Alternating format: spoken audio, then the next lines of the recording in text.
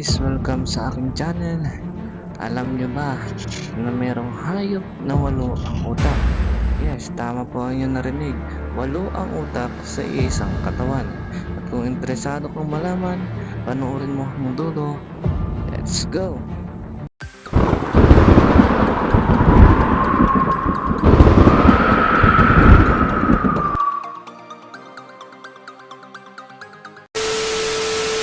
So yun na nga guys, nasa listahan natin ay yung orangutan. Alam nyo ba na ang orangutan ay kaya niya gamutin ang kanyang sarili? Alam ng orangutan kung ano ang dapat na gamot sa kanyang sugat. Ang tanong, paano niya ito nagagamot? Nagagamot niya ito sa paraan ng mga herbal na gamot. So yun guys, nagagamot niya. So ang galing ng orangutan kasi alam niya anong herbal ang dapat gamot sa kanyang sugat. Pangalawa sa ating listahan guys ay yung octopus. Alam niyo ba na lahat ng octopus ay may lason? Hindi lang blue range octopus ang nakakalason. Lahat sila ay merong bino. Pero hindi lahat ng octopus ay delikado sa tao. Number 3, yung pusit guys. Alam niyo ba na ang pusit ay may utak sa bawat galamay at may sarili silang nervous system kumokontrol ng bawat tentacle ng pusit. Ibig sabihin, galamay nila guys parang may sariling pag-iisip. Gumagalaw siya mag-isa. Dinidiktahan ng katawan ng pusit.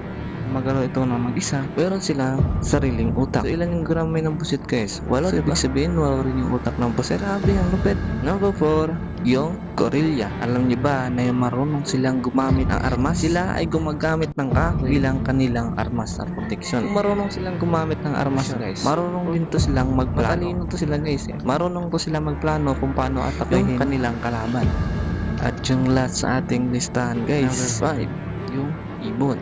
Alam nyo ba, may ibon na marunong gumamit ng apoy? Sila ay tinatawag na Firehawk Raptors. Ginagawa nila ito sinubukan nila sa Australia, kung saan binibitawan nila yung mga Firehawk Raptors para sunugin ang isang lugar. Ang tanong, gumagamit ba sila ng lighter? Gumagamit ba sila ng posporo? Hindi guys, ganito. Kapag mayroong nasusunog na sanga, yung sanga na nasusunog na yun, kinakagat nila, tapos dinadala nila sa nag-uutos sa kanila. So nauutosan to sila guys. Pero marunong din silang gumalaw sa sarili.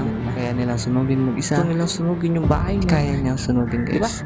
At ayan na guys, ang top 5 na animals na kakaiba. Alam kong hindi kakaiba sa paningin nyo guys, pero meron pa kayong hindi nalalaman sa animals niya. Comment lang po kayo dyan kung nagustuhan nyo yung aking video.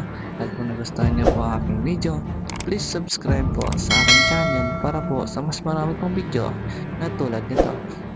Maraming salamat po sa lahat ng nanonood guys. Thank you.